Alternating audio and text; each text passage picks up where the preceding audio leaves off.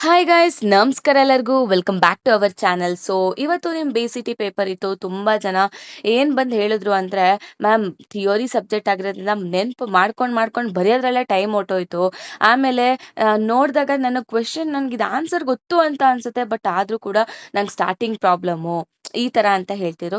Obviously theory subjects ಎಲ್ಲ ಹಾಗೆ ಇರುತ್ತೆ. ಯಾಕೆ ಅಂದರೆ ತುಂಬ ನೆನ್ಪಿಟ್ಕೊಳ್ಳೋದ್ರಿಂದ ಮೆಮೊರೈಸ್ ಮಾಡಬೇಕು, ಆಮೇಲೆ ರಿವಿಷನ್ ಮಾಡಬೇಕು.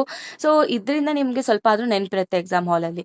ಸೊ ಇಲ್ಲ ಅಂತ ಅಂದರೆ ಸ್ವಲ್ಪ ಕಷ್ಟ ಆಗುತ್ತೆ. ಸೊ ಇದು ನಾರ್ಮಲ್ ಆಗಿ ಥಿಯರಿ ಸಬ್ಜೆಕ್ಟಲ್ಲೆಲ್ಲ ಇದೇ ಥರ ಆಗುತ್ತೆ. ಆಮೇಲೆ ಇನ್ನೊಂದು ಏನಂತ ಅಂದರೆ, ಇವಾಗ ನೆಕ್ಸ್ಟ್ ಬರೋ ಸಬ್ಜೆಕ್ಟು ಕೂಡ ತುಂಬ ಅಂದರೆ ತುಂಬಾ ಥಿಯರಿ. ಓಕೆನಾ, ಅದು ಬಂದು renewable energy power plants. So ಇದು ಸ್ವಲ್ಪ ಕಡಿಮೆ ಕ್ರೆಡಿಟ್ಸೇ. ಏನಂತ ಅಂದರೆ, ಒಂದು ಅಡ್ವಾಂಟೇಜ್ ಏನಂದರೆ ಇದು ಟೆಕ್ನಾಲಜಿಕಲ್ ರಿಲೇಟೆಡ್ ಇರೋದಿಲ್ಲ ನೋಡಿ.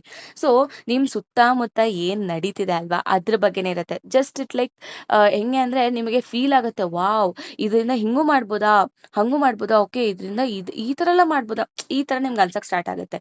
ಇಫ್ ಇನ್ ಕೇಸ್ ನೀವು ಓದಿದ್ರೆ ಅಥವಾ ನೀವೇ ಇಂಟ್ರೆಸ್ಟ್ ಕೊಟ್ಟು ಓದಿದ್ರೆ ಅಥವಾ ಕೇಳಿಸ್ಕೊಂಡ್ರೆ ಹೇಳೋದನ್ನ, ಸೊ ಈ ಥರ ನಿಮ್ಗೆ ಅನ್ಸಕ್ಕೆ ಸ್ಟಾರ್ಟ್ ಆಗುತ್ತೆ.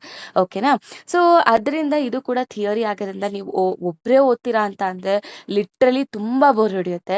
ಯಾಕಂದರೆ ಬೋರಿಂಗ್ ಸಬ್ಜೆಕ್ಟು ಕಂಪ್ಲೀಟ್ ಮಾಡ್ಬೋದು, ಮಾಡೋಕ್ಕಾಗದೇ ಇಲ್ಲ ಅಂತೇನಿಲ್ಲ, ಆರಾಮಾಗಿ ಕಂಪ್ಲೀಟ್ ಮಾಡ್ಬೋದು. ಬಟ್ ಏನಂದರೆ ಟೈಮ್ ಹಿಡಿಯುತ್ತೆ ಅಷ್ಟೇ. ನೀವೇ ಓದ್ತೀರಾ ಅಂತ ಅಂದರೆ ಸ್ವಲ್ಪ ನಿಮಗೆ ಬೋರ್ ಹೊಡೆಯುತ್ತೆ ಅಷ್ಟೇ. ಸೊ ಅದರಿಂದ ಏನಂತ ಅಂದರೆ ಈವನ್ ಈ ಸಬ್ಜೆಕ್ಟ್ಗೂ ಕೂಡ ಒನ್ ಶಾಟ್ ಬರ್ತಾ ಹೋಗುತ್ತೆ. ಸೊ ಇದರಲ್ಲಿ ನೀವು ಏನಿಲ್ಲ ಗೈಸ್, ಪೆನ್ನು ಪೇಪರು ಕೂಡ ಹಿಡ್ಕೋಬೇಡಿ. ಓಕೆನಾ, ನಾನು ಹೇಳೋದನ್ನ ನೀವು ಆ, ಕೇಳಿಸ್ಕೊತಾ ಹೋಗಿ ಸುಮ್ಮನೆ.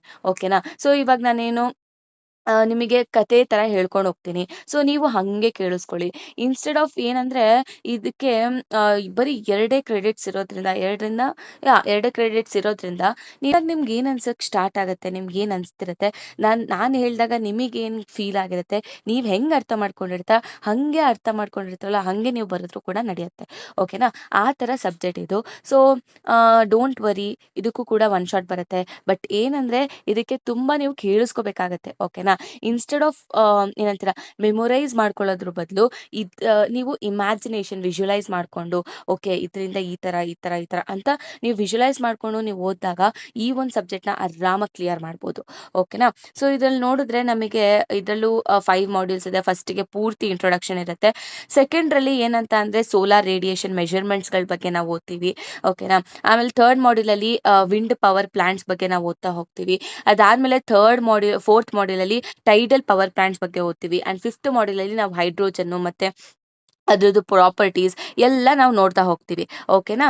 ಸೊ ಇದು ಲೈಕ್ ಹೆಂಗೆ ಅಂದರೆ ಒಂದು ಇವಾಗ ಸನ್ನಿಂದ ಏನೇನೆಲ್ಲ ಮಾಡ್ಬೋದು, ಸೊ ವಿಂಡಿಂದ ನೀವು ಏನೇನೆಲ್ಲ ಅಡ್ವಾನ್ಸ್ಮೆಂಟ್ ಆಗಿದೆ, ಸೊ ಏನೇನು ಮೆಷರಿಂಗ್ ಇನ್ಸ್ಟ್ರೂಮೆಂಟ್ಸು, ಸೊ ಅದ್ರ ಬಗ್ಗೆ ಈ ಥರ ನಾವು ಓದ್ತಾ ಹೋಗ್ತೀವಿ. ಓಕೆನಾ. ಸೊ ಡೋಂಟ್ ವರಿ, ಸೊ ಆರಾಮಾಗಿ ಇರಿ. ಬಟ್ ಏನಂತ ಅಂದರೆ ನಾನು ಹೇಳೋದನ್ನ ನೀವು ಕೇಳಿಸ್ಕೊತಾ ಹೋದರೆ ಆರಾಮಾಗಿ ಎಕ್ಸಾಮ್ನ ಬರಿಬೋದು. ಓಕೆನಾ. ನೀವು ಪೆನ್ನು ಪೇಪರ್ ಇಟ್ಕೊಂಡು ಪ್ರಾಕ್ಟೀಸ್ ಮಾಡೋದೇ ಬೇಡ ಗೈಸ್. ಬಟ್ ಏನಂದರೆ ಯಾವಾಗ ನೀವು ಪೆನ್ ಪೇಪರ್ ಇಟ್ಕೋಬೇಕು ಅಂದರೆ ಡಯಾಗ್ರಾಮ್ಸ್ ಪ್ರಾಕ್ಟೀಸ್ ಮಾಡ್ಕೊಂಡು ಹೋಗಬೇಕು. ಇವಾಗ ಯಾವುದಾದ್ರೂ ಕ್ವೆಶನ್ನಿಗೆ ಡಯಾಗ್ರಾಮ್ಸ್ ಇದೆ ಅಂತ ಅಂದರೆ ಡಯಾಗ್ರಾಮ್ನ ನೀಟಾಗಿ ಮಾಡಿದ್ರೆ ಸಾಕು ಗೈಸ್. ಕೆಳಗಡೆ ಕಂಟೆಂಟ್ ನೀವು ಏನು ಬರಿತೀರೋ ಬಿಡ್ತೀರೋ ನನಗೆ ಗೊತ್ತಿಲ್ಲ. ಸೊ ಡಯಾಗ್ರಾಮ್ ಮಾಡಿದ್ದೀರಾ ಅಂತ ಅಂದರೆ ಅದು ಕರೆಕ್ಟ್ ಆಗಿದೆ ಅಂತ ಅಂದರೆ ಆಲ್ಮೋಸ್ಟ್ ಇನ್ವಿಜಿಲೇಟರ್ಸು ಕೆಳಗಡೆ ನೀವು ಬರ್ದಿರೋಂಥ ಕಂಟೆಂಟು ಓದೋದು ಕಡಿಮೆನೆ. ಓಕೆನಾ. ಸೊ ಅದರಿಂದ ಯಾವುದೇ ಆಗಲಿ ಆಲ್ಮೋಸ್ಟ್ ಎಲ್ಲ ಏನಂತೀರ ಎಲ್ಲ ಕ್ವೆಶನ್ನಿಗೂ ಡಯಾಗ್ರಾಮ್ಸ್ ಇದೆ. ಡಯಾಗ್ರಾಮ್ಸ್ನ ನೋಡ್ಕೊಂಡು ಹೋಗಿ. ಸೊ ನೀವು ಏನು ಪ್ರಾಕ್ಟೀಸ್ ಮಾಡ್ತಿರೋ ಅಥವಾ ಏನು ಬಿಡ್ತಿರೋ ನನಗೆ ಗೊತ್ತಿಲ್ಲ, ಡಯಾಗ್ರಾಮ್ಸ್ ಮಾತ್ರ ನೀಟಾಗಿ ವಿತ್ ಲೇಬಲಿಂಗ್ ಇದ್ರೆ ಲೇಬಲಿಂಗ್ನು ಕೂಡ ಮೆನ್ಷನ್ ಮಾಡಿಕೊಂಡು ಅಲ್ಲಿ ಅರ್ಥ ಮಾಡ್ಕೊಂಡು ನೀವು ಹೋಗಿ ಬರೀರಿ. ಓಕೆನಾ. ಸೊ ಆರಾಮಾಗಿ ಈ ಒಂದು ಸಬ್ಜೆಕ್ಟ್ನ ನಾವು ಕ್ಲಿಯರ್ ಮಾಡ್ಬೋದು. ಓಕೆ, ಇಷ್ಟು ಹೇಳ್ತಾ ಥ್ಯಾಂಕ್ ಯು ಸೋ ಮಚ್.